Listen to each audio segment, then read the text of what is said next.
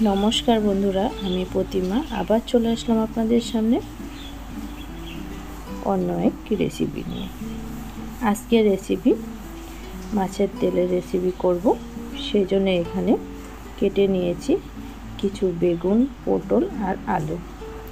सब्जिगुलो आमी एकई साइज करे केटेछि। आलू पटल और बेगुनगुलोके एइगुलो दिये माछेर तेलेर चच्चड़ि करब। देखुन माछेर तेल डिम भालोभाबे परिष्कार करे धुए निয়েছি। एबार सकल बंधुदेरके अनुरोध जानाচ্ছি ভিডিওটা स्किप ना करे पुरो ভিডিওটা देखार जन्य। और এইদিকে একটা কড়াই নিয়ে নিলাম। কড়াইটা আমি বসিয়ে দিলাম শুকনো খোলায়। একটা স্পেশাল মশলা রেডি করে নিচ্ছি। 1 চা চামচ জিরে, 5 ফোড়ন আর 1 চা চামচ সরষে। এটাকে আমি ভেজে নিচ্ছি শুকনো খোলায়। এই মশলাটা মাছের তেল ডিমের চচ্চড়ি দিলে এটা কিন্তু দারুণ লাগে। এবার শুকনো খোলায় ভেজে নিয়ে নামিয়ে নিলাম। এটাকে পাউডার করে নেব আমি। এবার আমি দিয়ে দিলাম সামান্য পরিমাণে তেল। তেল দিয়ে ফোড়ন দিলাম জিরে। জিরেটা ফোড়ন হয়ে আসলে কয়েক কোয়া থেতো করা রসুন আমি ऐड করে দিলাম ফোড়নের মধ্যে।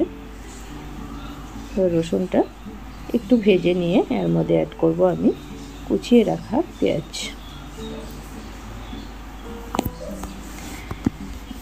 পেঁয়াজগুলোকে নাড়াচাড়া করে ভেজে নিব গোল্ডেন ব্রাউন কালার করে। পেঁয়াজের কালার চেঞ্জ হয়ে আসা অবধি ভেজে নিতে হবে। দেখুন পেঁয়াজের কালার চেঞ্জ হয়ে এসেছে। এবার আমি এর মধ্যে কয়েকটা কাঁচা লঙ্কা দিয়ে দিচ্ছি। কাঁচা লঙ্কাটা দেওয়ার জন্য কিন্তু এর ফ্লেভারটা দারুণ লাগবে। কাঁচা লঙ্কাটা অতি অবশ্যই দিবেন। এবার আমি মাছের তেল ডিমটাকে প্রথমে ভেজে নিচ্ছি। মাছের তেল ডিমটাকে আমি ফোড়নের সঙ্গে মিশিয়ে দিলাম ভালোভাবে। আর বেশ কিছু সময় নাড়াচাড়া করে ভেজে নিব আমি। এর মধ্যে আমি দিয়ে দিব অল্প পরিমাণে লবণ আর হলুদ। পরিমাণ মতো লবণ, পরিমাণ মতো হলুদ গুঁড়ো দিয়ে দিলাম। লবণ হলুদ গুঁড়ো দিয়ে ভালোভাবে মিশিয়ে ভেজে নিচ্ছি।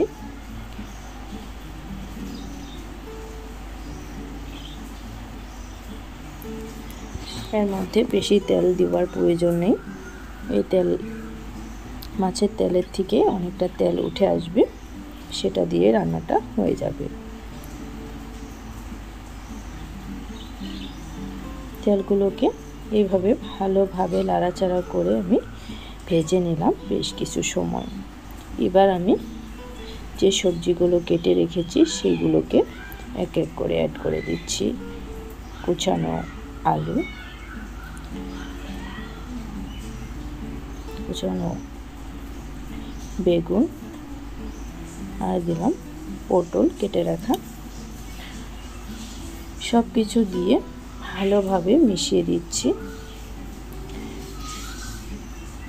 এবার সবজিগুলো আমি তেলের মধ্যে মিশিয়ে দিচ্ছি ভালোভাবে। নাড়াচাড়া করে বেশ কিছু সময় আমার ভেজে নিতে হবে।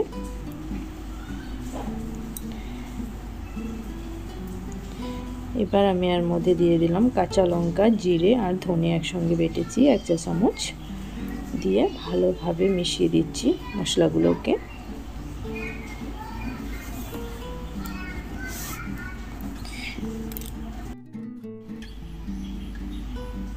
দেখুন সবজির থেকে অনেকটা জল ছেড়ে দিয়েছে।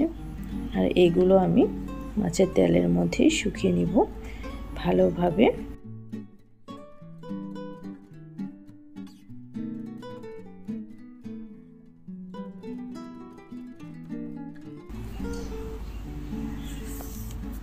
ঢাকা দিয়ে বেশ কিছু সময় আমি তেলটাকে ভেজে নিব। দেখুন সবজিগুলো কিন্তু বেশ ভালোভাবে নরম হয়ে এসেছে, মানে সিদ্ধ হয়ে এসেছে প্রায়। আর কিছু সময় নাড়াচাড়া করে ভেজে নিব।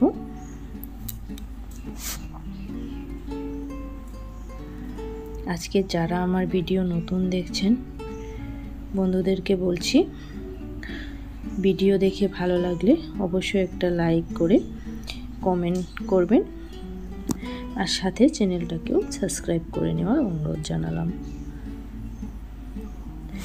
এখন কথা বলতে বলতে আমার মাছের তেলের রেসিপিটা প্রায় শেষের দিকে। এবার যে মশলাটা আমি শুকনো খোলায় ভেজে নিয়েছিলাম সেটাকে পাউডার করে নিয়েছি, ওটা 2 চা চামচ অ্যাড করে দিলাম। এবার ভালোভাবে মিশিয়ে দিব মাছের তেল ডিমের সঙ্গে। দেখুন রেসিপিটা কত সুন্দর হয়েছে। গরম ভাতের সঙ্গে যদি এই রেসিপি পরিবেশন করা যায় খেতে দারুণ লাগবে। অবশ্যই একবার এভাবে ট্রাই করবেন। আশা করছি আমার সঙ্গে থাকা সকল বন্ধুদেরই খুব ভালো লাগবে। দেখুন রেসিপিটা প্রায় শেষের দিকে।